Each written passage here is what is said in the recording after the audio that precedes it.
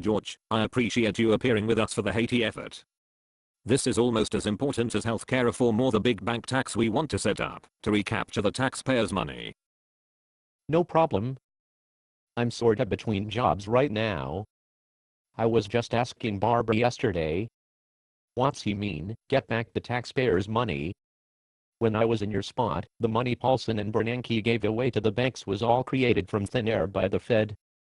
How can money created by the stroke of a computer key and dumped into bank accounts by an entity that is not part of the federal government be taxpayer money?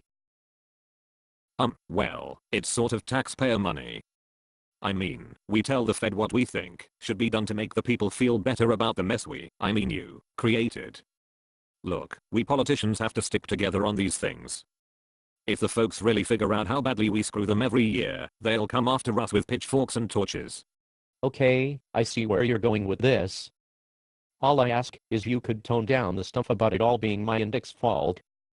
It gets a little old. Sure, I'll let the attack dogs know to tone it down. But, could you give me a little behind the scenes help with this audit of the Fed? We have to figure out how to nip that in the bud before America finds out what's really going on there. You have a good relationship with Ron Paul, don't you? Sure, I suppose you want me to ask him to back off his anti-Fed rants. A lot of Americans are beginning to see that the Fed is a major part of the problem. The stock market bubble, the dot-com bubble, the real estate bubble all were created by Fed monetary policy. At least that's what Ron tells me. Okay, we better get out to the Rose Garden and talk earthquake relief.